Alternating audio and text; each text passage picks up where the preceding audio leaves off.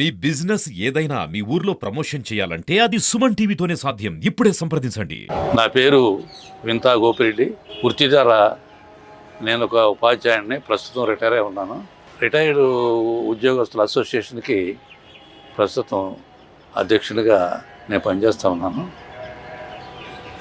ఈరోజు మనకు ఒక విచారించదగినటువంటి సంఘటన ఉభయ తెలుగు రాష్ట్రాలకే కాదు, భారతదేశానికే, సామాన్య మానవుడి దగ్గర నుంచి ప్రధాని, రాష్ట్రపతి వరకు, ఇంకా చెప్పాలంటే ఆసియా ఖండంలోనే, అంతకు మించి చెప్పాలంటే ప్రపంచవ్యాప్తంగా కూడా ఒక మహానాయకుడి గురించి, ఇక నాయకుడు అంటే ఒక లెజెండ్ అని చెప్పొచ్చు. ఆయనే మనం అందరం తెలుసుకున్నటువంటి రామోజీ, చెరుకూరి రామోజీ గారు. ఒకప్పుడు వాళ్ళ కుటుంబంలో ఆయన రామయ్య గారిని పిలుచుకునేవాళ్ళు. మన ఆంధ్ర రాష్ట్రంలో కృష్ణా జిల్లాలో పెదపారుపాడు గ్రామంలో ఆయన ఒక సామాన్య రైతు కుటుంబంలో జన్మించాడు. కనుకనే రైతుల కష్టసుఖాలు బాగా అవపసును పట్టాడు ఆయన. అందుకనే ఆ తర్వాత ఆయన పత్రికా రంగంలోకి వచ్చిన తర్వాత అన్నదాత పత్రికను కూడా స్థాపించి దానిలో నుంచి రైతులకు కావలసినటువంటి అనేక వ్యవసాయ నూతన పద్ధతుల్ని, ఎరువుల దగ్గర నుంచి పండించే పంటల వరకు, గిట్టుబాటు ధరల వరకు అనేక మంది శాస్త్రజ్ఞుల చేత అనేకమైనటువంటి పరిశోధన వ్యాసాలు రాయించి రైతులకు ఎంతగానో సాయం చేశాడు. అందుకనే రైతు లోకం ఆయన రైతు నేస్తమయ్యాడు.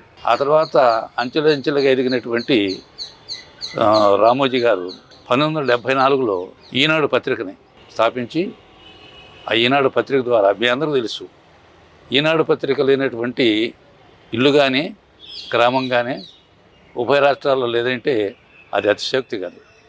ఆ పత్రికా రంగం ద్వారా అనేక మంది జర్నలిస్టులని ముందు తరాల వారికి పరిచయం చేశాడు. ఒక రకంగా చెప్పాలంటే ఆయనే ఒక అక్షరయోధుడు. ఆయన జీవితం యువకుడుగా ఉన్నప్పుడు వామపక్షజాల భావాలు కలిగి ఒక కమ్యూనిస్టు, ఆనాడు ఉన్నటువంటి సీనియర్ మోస్ట్ కమ్యూనిస్టుల అడుగుజాడలో నడిచి అంచెలంచెలుగా వివిధ రంగాల్లో పైకొచ్చి అటు వాణిజ్య రంగంలో కూడా మరి ఎంతో అగ్రగణ్యంగా నిలబడినటువంటి వ్యక్తి. జర్నలిజం స్కూలు స్థాపించి ఈరోజు ఉన్నటువంటి అనేక మంది జర్నలిస్టులకు ప్రముఖులుగా తీర్చిదిద్దారు. ఈరోజు కూడా ఆ జర్నలిజం స్కూలు మరి నడుస్తూనే ఉంది. మరి అలాగే ఇంకా ఆయన గురించి చెప్పుకోవాలంటే మనం అందరం తెలిసినటువంటిది రామోజీ ఫిల్మ్ సిటీ. ఈ రామోజీ ఫిల్మ్ సిటీ ఆసియా ఖండంలోనే అగ్రగణ్యంగా పేర్కొనబడినటువంటిది. అలాగే ప్రపంచ దేశాల్లో ఉన్నటువంటి హాలీవుడ్ చిత్రసీమ స్టూడియోల్లో కూడా ఔరా అనిపించుకునేటటువంటి విధంగా మరి రామోజీ ఫిల్మ్ సిటీ హైదరాబాద్కి అతి దగ్గరలో మరి నిర్మించబడి ఈరోజు కూడా 24 క్రాఫ్ట్స్ ఒకే చోట ఉండే విధంగా చిత్ర నిర్మాణం జరిపేటువంటి అవకాశాన్ని రామోజీ గారు కల్పించారు. ఇంకా అనేక చిత్రాలు ఇక్కడ నిర్మాణం జరిగింది.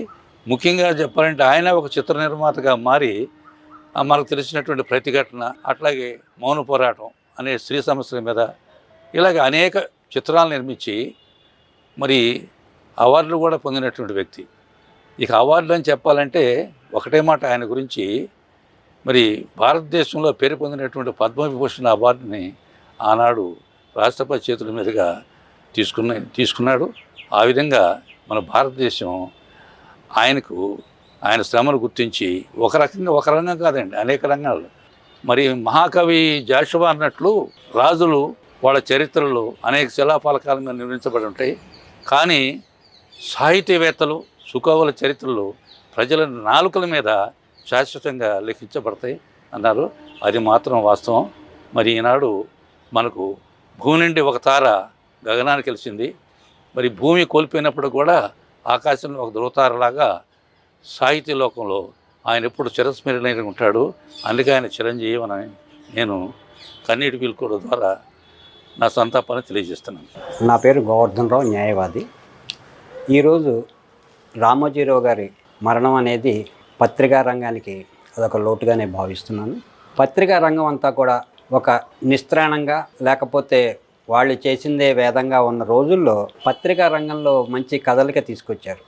ఎలా తీసుకొచ్చారంటే, ఇంతకుముందు ఆంధ్ర పత్రిక తెలుగు పాఠకులందరికీ కూడా బాగా విదితమైంది.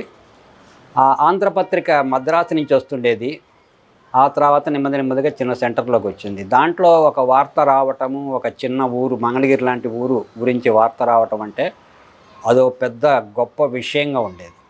అలాంటి పరిస్థితుల్లో రామోజీరావు గారు ఈనాడులో లోకల్ ఎడిషన్స్ స్టార్ట్ చేయటం వల్ల ఆ లోకల్ వార్తలకి బాగా ప్రాముఖ్యత వచ్చి ఎవరికి వాళ్ళు తమ వార్తల గురించి తెలుసుకునేందుకు అనుకుంటూ పేపర్లను కొనటం అనేది, పేపర్లను చదవటం అనేది బాగా పెరిగింది. అంతేకాకుండా పేపర్లు హిందూ పేపర్ అయితే మధ్యాహ్నంకి వచ్చేది కొన్ని సెంటర్లు. మద్రాసు నుంచి బయలుదేరి అది ఎప్పుడు వస్తే ట్రైన్ అప్పుడు వచ్చేది. అలాంటి రోజుల్లో ఉషోదయం మేలుకొలుపు అని చెప్పేసి ఉదయాన్నే నిద్ర లేచేసరికి మన ఇంటి ముందు పేపర్ పడి ఉండేది. అంటే పొద్దున్నే పేపర్ చదవటం అనేది ఒక ప్రక్రియగా తెలుగు పాఠకులు నేర్చుకోవడం జరిగింది. దాంతోపాటు సామాన్యుడికి కూడా ఒక రాజకీయ పరిజ్ఞానం ఇచ్చింది ఈనాడు పేపర్ అనే చెప్పాలి. ఎందుకంటే మొట్టమొదటిసారిగా ఒక ప్రతిపక్ష పార్టీ స్థాపించి ఎన్టీ రామారావు గారు తెలుగుదేశం పెట్టినప్పుడు దానికి విస్తృతమైన ప్రచారం తీసుకొచ్చి ఇటు తెలుగుదేశం పార్టీకి ఒక పునాది కల్పించారు. దాంతోపాటు ప్రజలందరూ కూడా రాజకీయం అంటే ఏమిటి, ఎవరికి వాళ్ళు రాజకీయం గురించి చర్చించేందుకు ఒక ముందుకు తీసుకొచ్చారు. అంతకుముందు ఓటేయటం మర్చిపోవటం తప్పిస్తే రాజకీయాలకు వాళ్ళకి సంబంధం ఉండేది కాదు. అలా కాకుండా సామాన్యులు కూడా రాజకీయ విషయాలు మాట్లాడటం, వాటిని విశ్లేషణ చేసుకోవటం, రాజకీయాలను అర్థం చేసుకోవటం ఈనాడు పేపర్ ద్వారా చాలా జరిగిందని నేను అనుకుంటున్నాను. వారి కుటుంబానికి నా సానుభూతి తెలియపరుస్తున్నాను.